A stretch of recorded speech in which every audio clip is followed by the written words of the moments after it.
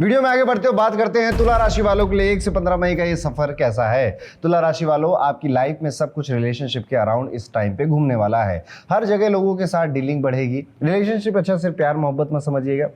आपके रिलेशनशिप जिन भी लोगों के साथ है और जिनको आप समझते हैं कि हाँ थोड़ी इंपॉर्टेंट रिलेशनशिप है, आप देखेंगे उनके साथ बात करना, डील करना, ये आपका थोड़ा ज़्यादा बढ़ने वाला है। और यही चीज़ आपको टेस्ट भी कर रही है इस टाइम पीरियड में कि डिफरेंट ओपिनियन, डिफरेंट लोगों की चाहतों के बीच में आप अपना काम या अपनी बात कैसे रख रहे हो, काम कैसे निकलवा रहे हो। तो ये एक टेस्ट पीरियड मान के चलिए जो कि 10-15 दिन आप देखने वाले हैं मई की शुरुआत में ही। करियर में अगर हम देखें तो यहाँ पे प्रोडक्टिविटी काफ़ी इंक्रीज हो रही है आपकी। आप पहले जितना अपने आप से सेटिस्फाइड थे काम करने के तरीके से, अभी उससे थोड़ा सा ज़्यादा ही सेटिस्फाइड होंगे। पेंडिंग काम क्लियर करेंगे, वर्क आगे के काम भी पहले से करके रख लेंगे आप, क्योंकि शायद आपका कोई प्लान होगा कि कहीं जाना है, कहीं कुछ करना है, तो उस समय मेरे ऊपर वर्कलोड ना आए, इसलिए मैं अभी हैंडल कर लेता हूँ। इवन अगर आप किसी कॉम्पिटिटिव एग्जाम में इस टाइम पीरियड में बैठ रहे हैं तो उसमें भी सफल होने के बड़े अच्छे योग आपके बने हुए हैं। लेकिन लोग बड़ा मैटर कर रहे हैं, जैसा मैंने आपसे पहले कहा, तो वक्त समय आपका काफ़ी इन सब चीज़ों में जाएगा। कुछ जगहों पे मिसअंडरस्टैंडिंग भी होगी, उतना आपको हैंडल करना पड़ेगा।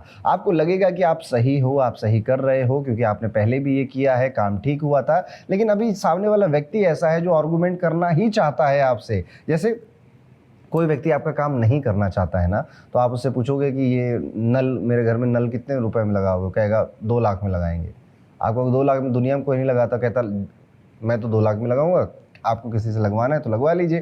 क्योंकि वो काम ही नहीं करना चाहता था, इसलिए वो इस तरह की अंट-संट बातें कर रहा है। ऐसे ही कुछ लोग भी आपको मिलेंगे जो शायद पर्टिकुलर XYZ काम करना नहीं चाहते, इसलिए वो अंट-संट बातें करेंगे आपसे। उनसे हर्ट होने की कोई ज़रूरत नहीं है। क्लाइंट और पार्टनरशिप रिलेटेड यहाँ पर कई सारे आपके कॉन्फ्लिक्ट होंगे। कई सारे मतलब अगर 10 काम है तो उनमें से 3 से 4 में एक्सपेक्ट करके चलिए कि कॉन्फ्लिक्ट होने वाले हैं, चीज़ें रुकने वाली हैं, सामने वाला नहीं मानेगा। अब यहाँ पे गुस्से में नहीं आ जाना, यहाँ पे आपको अपना टोन कंट्रोल में रखना है और आप कितने अच्छे कम्युनिकेटर हैं, इसका आपको टेस्ट देना है। यहाँ पर पैसे के मैटर में यहाँ पे थोड़ा सा अलर्ट ज़रूर रहिएगा।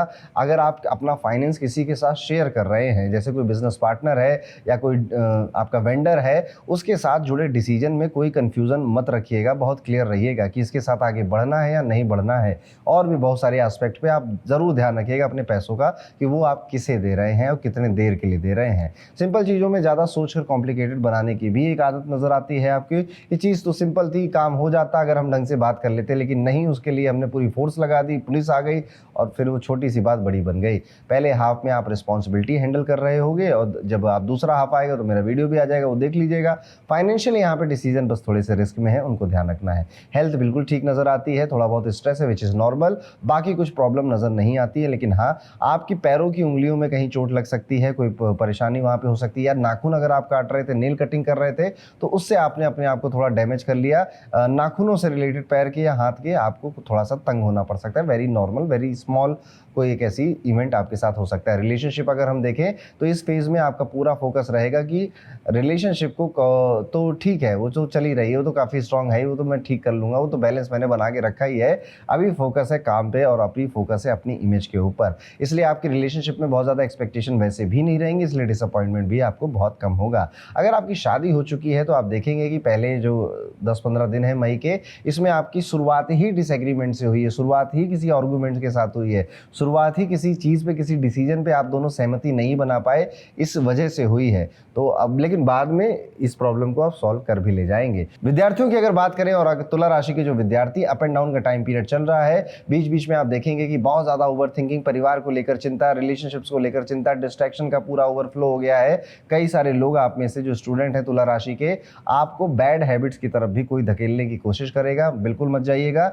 डिसिप्लिन मेंटेन रखिएगा। 11 तारीख के बाद आप पाएंगे कि चीज़ें, प्लैनेटरी एनर्जी बदल रही है, आपकी बुद्धि बदल रही है, चेंज हो रही है, डिस्ट्रैक्शन कम हो रहे हैं। ओवरऑल ये फेज़ अपने आप को बहुत ज़्यादा सीरियसली ना लेने का है। यस, यही एक लाइन में आप समझ जाइए।